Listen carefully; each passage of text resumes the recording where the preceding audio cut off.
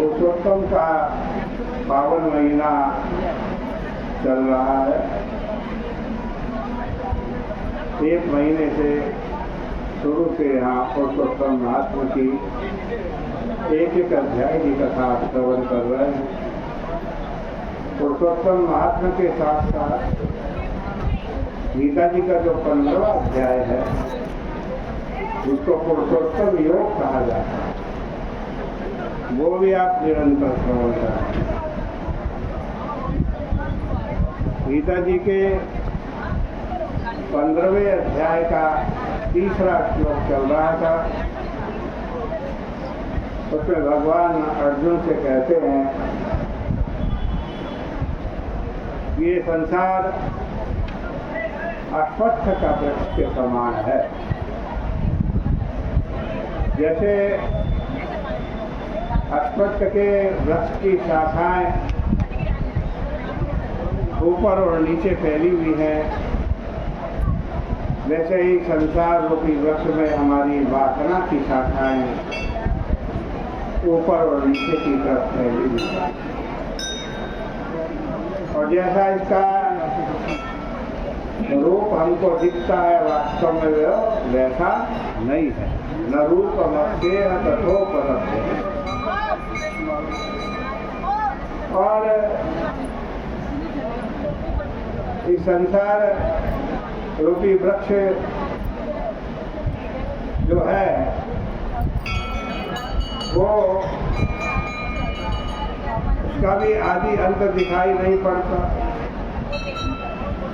जब तक आप उसको काटोगे नहीं तब तक पीपल के वृक्ष का नाश नहीं होगा, उसकी जड़ बढ़ती जाएगी। वैसे ही ये जो संसार में फंसे हुए हैं, हम वासनाओं में फंसे हुए हैं, ये भी समाप्त होने वाला नहीं है। शरीर समाप्त होने से संसार समाप्त नहीं होगा, क्योंकि उन्हीं वासनाओं को लेके हम फिर दोबारा जन्म ले लेंगे। तो उसने कहा नान्तो न चाहते न संप्रतिष्ठा। अश्वत्थ मेनम सुविरूढ़ मूला। ये अश्वत्थ का वृक्ष ऐसा है, इसकी जड़ बड़ी मजबूत है। इसको कैसे काटा जा सकता है तो बताया असंग सस्प्रेण दृढ़ेन चित्वा। असंग के शस्त्र से जब आप संसार से प्रीति हटाओगे,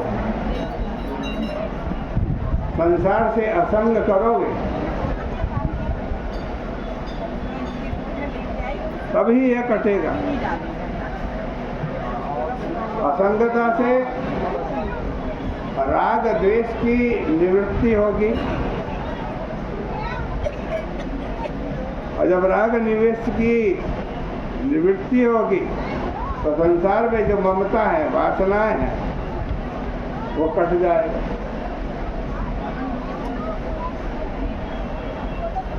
देखो श्री वल्लभाचार्य जी महाराज इस दृश्यमान प्रपंच के दो रूप मानते हैं, दो रूप। एक जगत, दूसरा संसार। मिट्टी, पानी, आग, हवा, आकाश, चंद्रमा, पशु पक्षी, नदी, सरोवर, स्त्री पुरुष, ये सब क्या है? ये सब जगत है, जगत। यह तो भगवान की लीला है, भगवान की लीला में उपयोगी है। परंतु इनमें जो मैं और मेरा है, मैं और मेरा, इसी का नाम क्या है? संसार।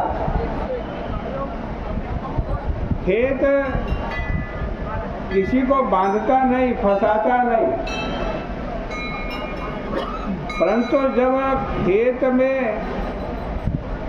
मैं मेरापन हो जाएगा, खेत को कहोगे क्या? ये मेरा है। मकान को क्या कहोगे? ये मेरा है। पुत्र को क्या कहोगे? ये मेरा है, तब फंस जाओगे। खीर किसी को फंसाती नहीं। जब आप खीर में इतने फंस जाओगे कि उसके बिना रह नहीं सकते,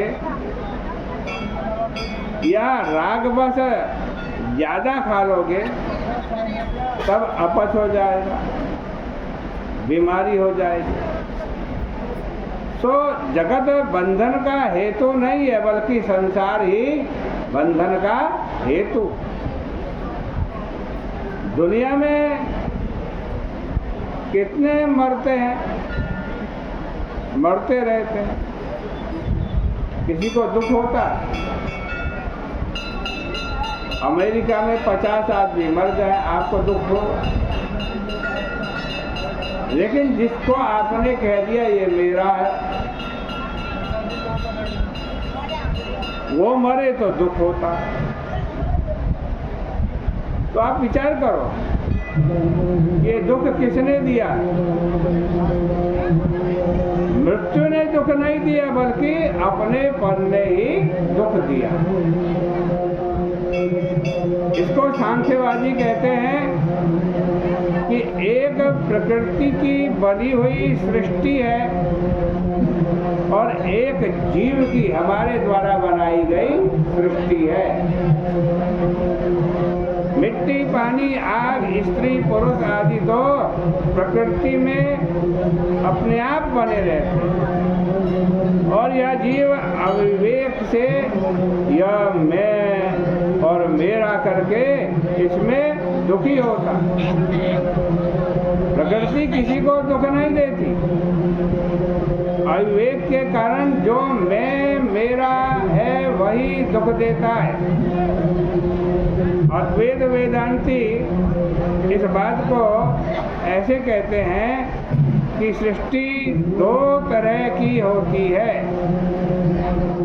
एक ईश्वर के द्वारा बनाई गई सृष्टि, और दूसरी हमारे द्वारा, जीव के द्वारा बनाई गई सृष्टि।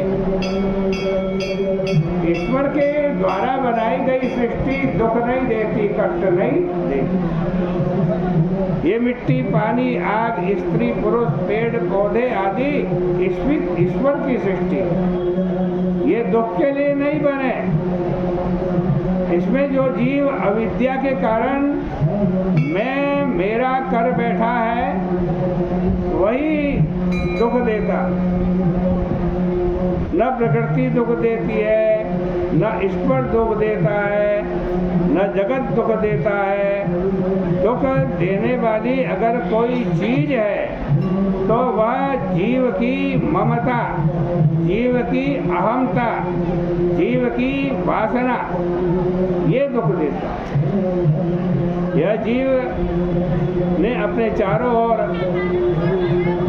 एक ऐसी गोंद लगा दी है कि जहाँ जाता है वहीं चिपक जाता है। इसी चिपकन को संग बोलते हैं। तो वासना और वासना से बनी हुई सृष्टि को काटना है तो जो राग द्वेषात्मक संग है उसको काट देना। उससे क्या होगा? तुमको ममता के कारण जो दुख होता है, अहंता के कारण जो दुख होता है, संयोग के कारण जो दुख होता है, वियोग के कारण जो दुख होता है, चीज न मिलने के कारण जो दुख होता है, वह सब मिट जाएगा। तो दुख मिटाने का उपाय तो बहुत बढ़िया मिल गया।